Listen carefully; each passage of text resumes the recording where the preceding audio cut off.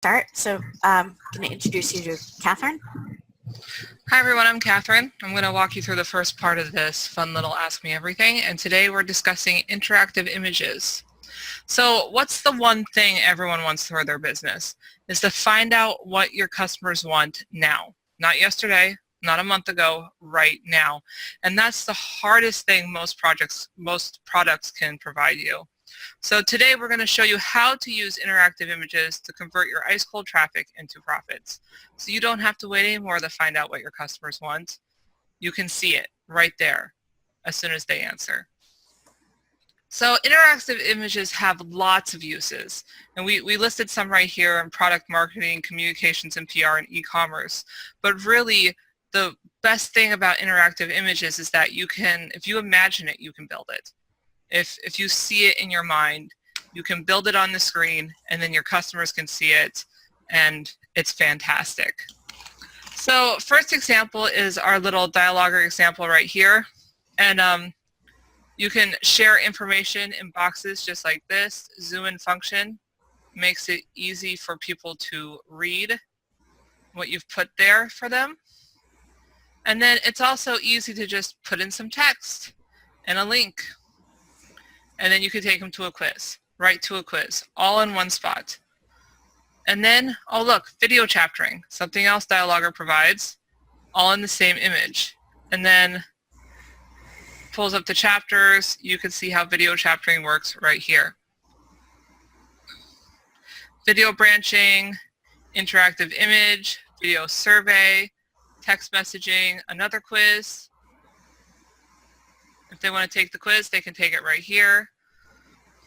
Webinar, a video about DilogR, and then the free trial. And this is all in one image, and because we use transparent hotspots here, it's easy to find what you're looking for without being distracted. See, very clean image. Once you hover over it, lots of information. And don't forget, we have a little social share button up here also. Our next example is from a client, and they did something a little bit different, but I love it. So I really love floor plans when I'm looking for an apartment, but I never know what the rooms are going to look like. Well, they did it in their interactive image right here. You hover over, you zoom in, you can see exactly what that room is going to look like. View, right here. Another view picture, right here. And then they also added a lead gen form right here, which is very easy to add into an interactive image. And if you click on this woman right here, it'll take you directly to her webpage so that you can contact her right there. It's really great. So this is another way to do interactive image. And then our final example is from Infusionsoft. We made this with their logo. So the attract, sell, and wow is what everyone wants. You want to attract your customers, you want to sell your customers, and then you want them to be wowed by your product. So here's a little brief information about each point. Very easy to see, very easy for it to disappear. This is how you can analyze your life cycle marketing efforts right here. You can also add a little poll. I'm in the attract phase. Took the poll. You can also add another small little lead gen where they can sign up for your blog. And again, social share. So those are three quick examples of how you can use Infusionsoft for your business to just really show everything in one place.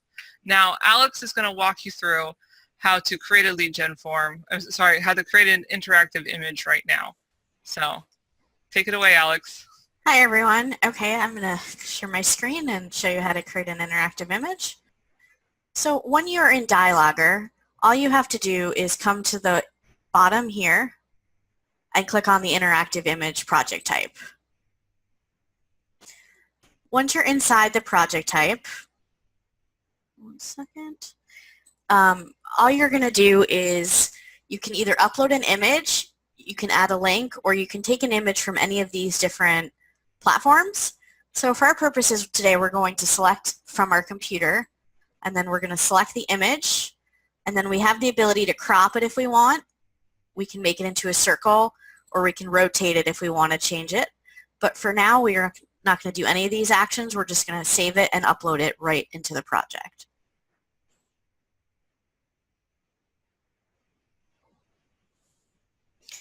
Okay, so now that we have our image in here, this is where the fun begins and we can add our hotspots.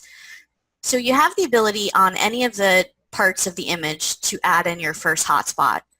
So all we do here is we click on this. This is the default icon, but we're going to change it to a custom, which is transparent, by just clicking here. And then we can go to the advanced settings, which is at the bottom here. And we're going to put in the height of the icon. So I'm going to make it 150 by 150. And you can customize this to any width and height you want. And you can move it on the image. If that's not big enough, you can also do just to cover the full, and then you can just drag it right here. And then all you have to do is apply changes when you're done with that. So now we're going to customize it. We're going to go back in here, and I'm going to put a caption title because we want to find out what ingredients are in here. So our caption can be strawberry pastry. If we highlight it, we can also change the font. We can make it bigger. We can bold it. And then this is what somebody will see on if they click on your mouse or they hover over it. So we'll put in the ingredients as like a 1/4 cup of flour, 1 cup of butter, 1/2 cup of sugar, and 1/2 cup of strawberries as an example. So that's the text here. In addition, if you wanted to add an image instead of this, you could do that here as well. So now we're just going to apply the changes, and if somebody hovers over it, you can see that here. Next, we're going to add a lead generation hotspot. So you click on here, and at the hotspot type, we just choose the drop-down and click lead capture. Automatically, it defaults to having an email address in there. So then next, in order to add more lead fields, you just push the Go To button here, and then you can check off any of the different fields that you would like to require. If you want to add a custom lead field, all you do is click here, and then you can add any of the different types of fields by just putting in the attribute and the ID, and then adding it. So I'm going to go back here now and add in these. Also note that the only thing that is always required is the email address. If you add any of these other ones, you can choose whether or not you want to have the participants actually fill it out and require it. You don't have to, but that's there.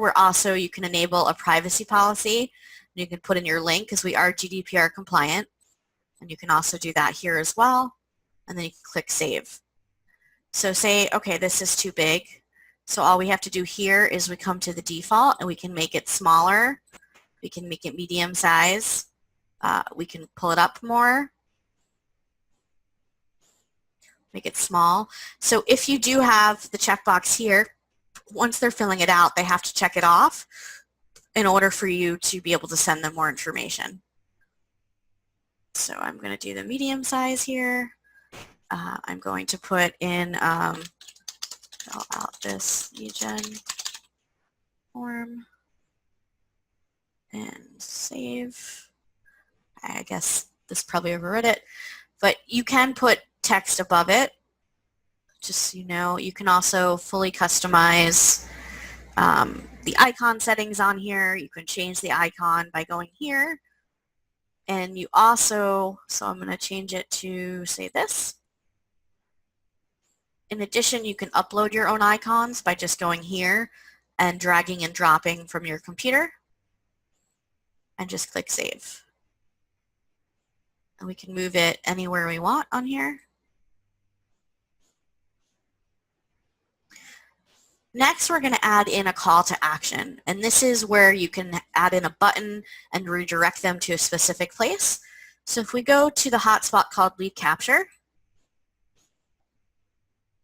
oh, sorry, changes. All right. Okay, I'm not sure why that's happening. Hold on a second. All right, I'm going to delete this. Apply changes. Sorry, I'm not sure why that's happening.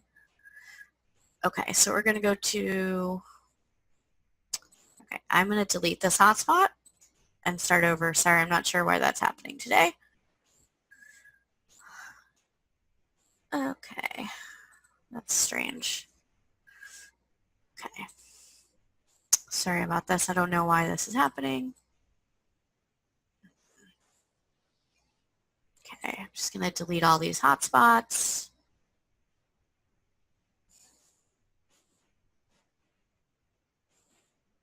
Okay, I'm going to try one more time. Here we go, call to action.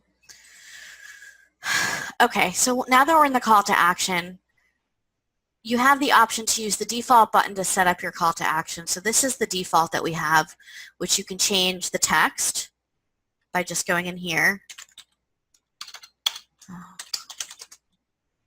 Here for the recipe, and then you can put in, say, you know, Betty Crocker's website as an example, and that would just automatically redirect it. If you choose the customize, you can do something similar, and then you can use our color picker here and literally, you know, pick whatever color you want, either by using this, or you can also put in a specific color code as well in here. So I'll choose this, and I also can just copy it and go in here and put this right in here as well, which saves a lot of time and is super easy to do. You can change the padding on here as well on the button, the borders, and so you can make it more rectangular or make it more rounded. So you can just pull any of these and it'll change it right for you there. You can also change the font size, if there's an icon or not, and then you can just click Save. And then here is your button, which if somebody clicks on it, it'll automatically take them there. So you just click Apply Changes, and there you go. You can move it up, you can move it down. Pretty much you can move it anywhere that you want. And if you see you have extra icons, all you have to do is go to Delete and Apply Changes, and then, that's weird. Okay, so we're going to make, not sure why that happened. That was odd. Okay. That's pretty much how to create a button. I'm not sure why that happened, but it's very easy to use, and you can fully go back and customize it and save it again.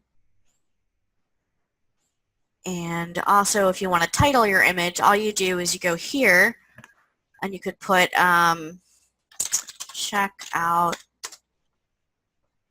these pastries or whatever you want to name it, and that will be at the top of your project.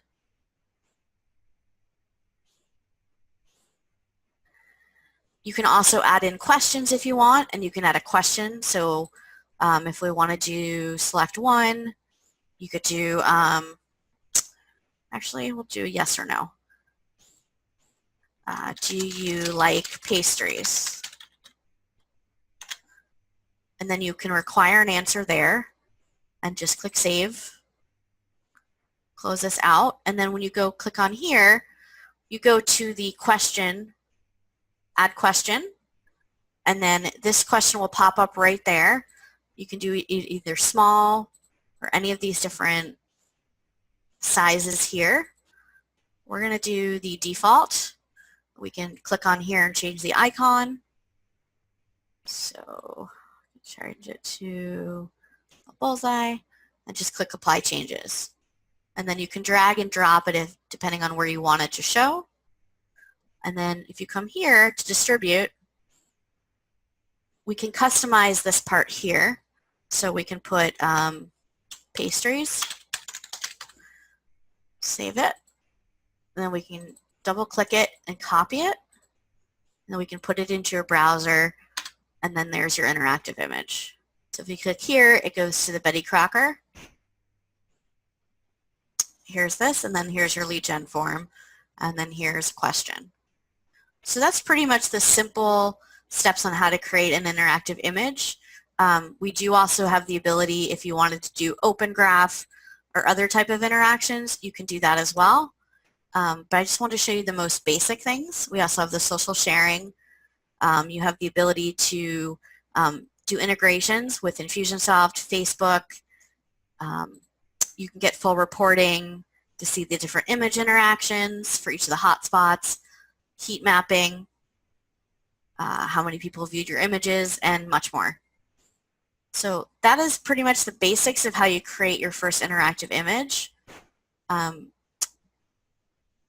Okay. So does anybody have any questions or want me to repeat anything?